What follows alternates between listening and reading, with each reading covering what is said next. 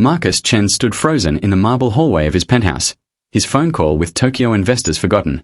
The sound cut through the usual silence of his carefully controlled world, a child's broken sobbing, raw and desperate. It wasn't the polite crying of a child seeking attention. This was grief, pure and unfiltered, the kind that comes from a heart too young to hide its breaking. He followed the sound through corridors he paid others to walk, past rooms he paid others to clean, toward the service quarters, a place he'd never ventured in 3 years of living here. His Italian leather shoes, worth more than most people's monthly rent, made no sound on the heated marble floors. The crying grew louder. Through the cracked door, he saw her. Maybe 6 years old, with dark braids coming loose from their ribbons, clutching the remains of a plastic dollhouse like it was made of gold. Her small body shook with the kind of grief only children know, the kind that happens when their entire world shatters in their hands. Pink plastic walls lay scattered around her like the ruins of a tiny civilization. A miniature table, a chair, a lamp no bigger than his thumb, all broken. Her mother, Elena, his housekeeper, knelt beside her on the simple tile floor, whispering in Spanish, her own eyes wet with tears she was trying to hide. Her hands, red and worn from years of cleaning other people's luxury, trembled as she stroked her daughter's hair. Lo siento, mi amor. I'm so sorry. Mommy can't buy another one right now. Maybe for Christmas, okay? Maybe Santa will bring you something. But Mama, I didn't mean to drop it. I was just trying to show Rosa at school tomorrow. Now I have nothing to show. Nothing. The little girl's voice cracked on that last word, and Marcus felt something in his own chest crack with it. Marcus recognized that dollhouse. He'd seen it at a donation drive his company hosted last month, an event he'd attended for exactly 12 minutes for the photo opportunity. The cheap plastic kind they sold at discount stores, probably $8 at a thrift store. The kind of toy that meant nothing to people like him. The kind of toy his own daughter would have tossed aside without a second glance. The kind of toy that meant everything to people like them. He watched Elena's face, really looked at it for perhaps the first time in 3 years. She worked 6 days a week in his home, arriving before he woke, leaving after he'd retreated to his office. She was invisible to him, the way all truly essential people become invisible to those who need them most. But now he saw the exhaustion etched around her eyes, the way her shoulders curved inward as if apologizing for taking up space, the desperate calculation happening behind her expression as she tried to figure out how to make her daughter stop hurting. Something inside Marcus shattered just like that plastic dollhouse. He thought of his own daughter, 7 years old, living with his ex-wife in a Connecticut mansion he paid for but never visited.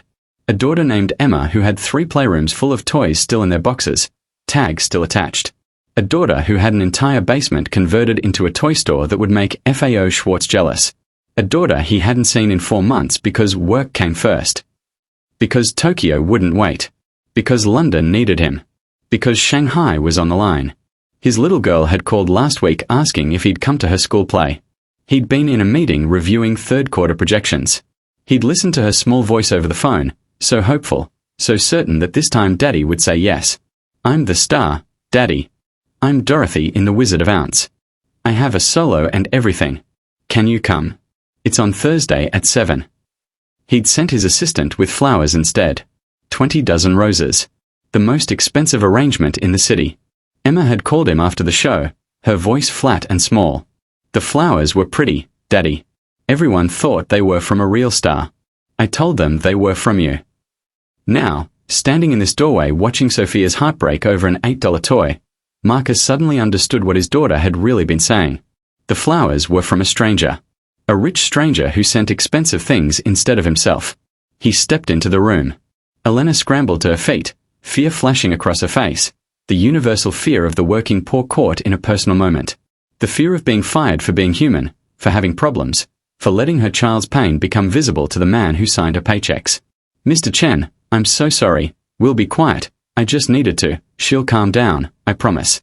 Please, we'll be silent. This won't happen again. She was already calculating, Marcus realized. Already figuring out how to pay rent if he fired her. Already running through the math of unemployment, of finding another job, of explaining to Sophia why they might need to move again. What's your daughter's name? He asked softly, his voice gentler than Elena had ever heard it. Elena blinked, clearly expecting anger, punishment, dismissal. Sophia. Her name is Sophia. Marcus crouched down slowly, his $3,000 suit touching the simple tile floor without hesitation. Sophia's tear-stained face looked up at him with confusion and residual hiccups. Her brown eyes were enormous, still swimming with tears, filled with awareness of a child who'd learned early that adults in expensive clothes don't usually care about children like her. He picked up a broken pink plastic wall, studying it with the same intensity he'd apply to a business contract worth millions. He turned it over in his hands, examining where the cheap glue had failed, where the plastic had snapped. You know what? I used to build things when I was your age. I wasn't very good at first, but I learned. May I help you fix this? Sophia looked at her mother, seeking permission, seeking understanding of this strange moment. Elena stood completely still, her hand over her mouth, not daring to speak, not daring to hope, not daring to believe that this was really happening. Would that be okay, Sophia? Marcus asked again, his voice patient. I'd really like to help. I think we can save it. It might take some time, but I think we can make it even better than before. Sophia nodded slowly, then whispered, You really want to help me? More than anything, Marcus said, and realized with stunning clarity that he meant it. This moment, on this floor, with this broken toy, mattered more than the Tokyo deal. More than the quarterly earnings. More than any of it. Sophia carefully handed him a tiny pink chair, her small fingers trembling. This was the kitchen chair. The mama doll sits here. Marcus took the chair like it was made of crystal. Then we'd better fix it perfectly. Every mama needs a place to sit with her family. What happened next became legend in Marcus Chen's household, then his company, then far beyond. He didn't just fix the dollhouse. He spent the next 4 hours on that floor with Sophia, using superglue, tape, and a determination he hadn't felt since building his first startup in a garage 20 years ago. His phone buzzed 17 times. Tokyo called twice. His assistant sent 3 urgent messages. Marcus ignored them all. Sophia handed him pieces with the careful reverence of a surgeon's assistant, explaining the purpose of each room, each tiny furniture piece, each miniature decoration. This is where the baby sleeps. And this is the kitchen where the mama makes breakfast. The papa is away at work, so he doesn't have a room. Her voice was matter-of-fact, describing her toy's world, unknowingly describing her own. Marcus's hand stilled. The papa is always at work. Yes. That's what papas do. They work far away. Sophia said it simply, like it was a law of nature. Like gravity. Like sunrise. Elena tried to excuse herself back to work 3 times. She had bedrooms to prepare, bathrooms to clean, a kitchen to organize. Each time, Marcus told her, family first. Please. Stay with your daughter. Everything else can wait. The 3rd time, his voice was almost pleading. Please, Elena. Let me do this. Let me make this right. They worked in silence for a while, except for Sophia's running commentary about each doll, each room, each story she'd created in that small plastic world. Marcus found himself fascinated by her imagination, by the elaborate tale she wove. The mama doll was a teacher. The baby doll was learning to read. The sister doll wanted to be a doctor. Every doll had dreams. What about you, Sophia? Marcus asked, carefully gluing a window frame. What do you want to be? Sophia's eyes lit up like stars. A builder. Like the people who make big buildings. Mama says I'm always making things. Last week I built a castle from old boxes. And I made a car from a milk carton.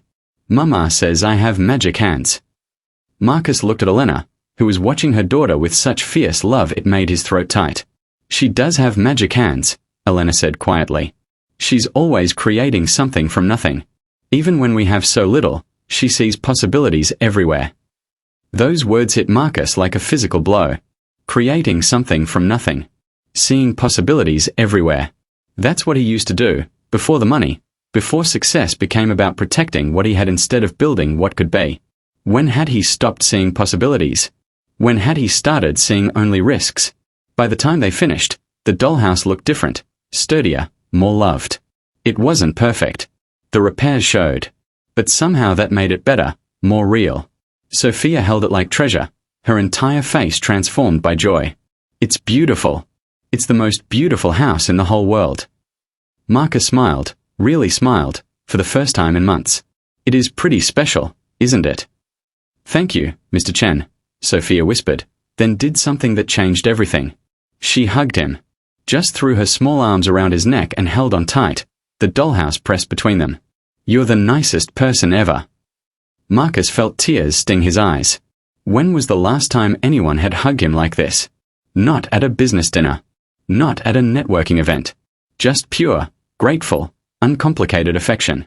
Emma used to hug him like this, before the divorce, before he disappeared into work, before she learned that Daddy didn't come home. That night, Marcus couldn't sleep. He lay in his king-size bed in his master suite with its view of the city lights and thought about Sophia's words. The papa is away at work, so he doesn't have a room. He thought about Emma's voice on the phone. The flowers were pretty, Daddy. He thought about Elena's red, worn hands. About the way she'd apologized for her daughter's tears. About the calculation in her eyes when she feared being fired. He thought about the 23 people who worked for him directly. Drivers, housekeepers, assistants, security. He'd never asked any of them about their families. Never wondered if they had children. Never considered what they sacrificed to make his life smooth and comfortable. At 3 a.m, he got up and went to his home office. He pulled up employee files. Sarah, his executive assistant who never missed a day, she had 3 kids. His driver, Robert, who worked 12-hour shifts, twin daughters in high school. The night security guard, a son at community college. People with whole lives, whole families, whole dreams he'd never bothered to see. But the real shock came the next morning when Marcus called an emergency company-wide meeting at Chen Technologies. His executives expected a merger announcement. The rumors had been flying for weeks. The Tokyo deal was close. London was interested. This had to be it, the big expansion they'd been planning for years. Instead, Marcus stood before 800 employees in the main auditorium and said words no one saw coming. "I need to tell you about a little girl named Sophia. She's 6 years old. Yesterday, she broke her favorite toy, and it devastated her. Not because she's spoiled or because she didn't appreciate what she had, but because it was the only toy she owned. One toy. While my daughter has thousands." The room was completely silent.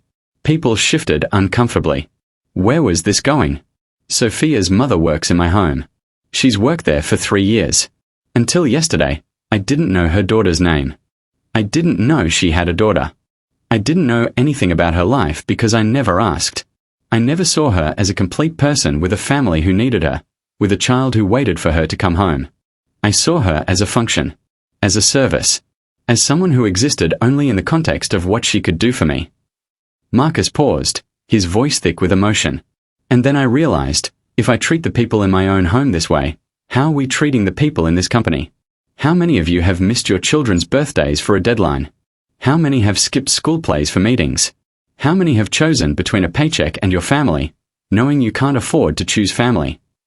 Hands began to rise. Slowly at first, then dozens, then hundreds.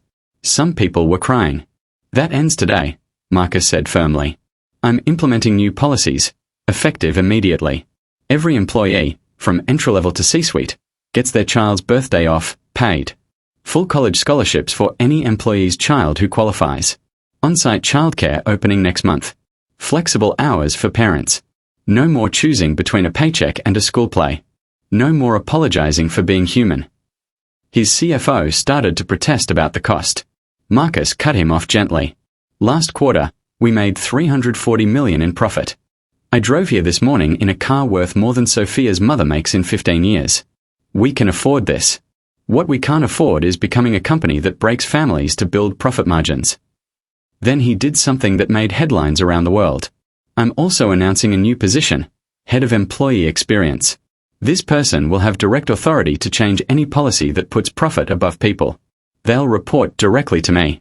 They'll have the power to say no to me if I forget what matters." He paused for effect. "And I'm offering this position to Elena Reyes, who's taught me more about leadership in 4 hours on a floor fixing a dollhouse than I learned in 20 years of business school." The auditorium erupted. People stood, applauded, some shouted questions. Elena, who Marcus had quietly invited to sit in the back, looked terrified and hopeful all at once.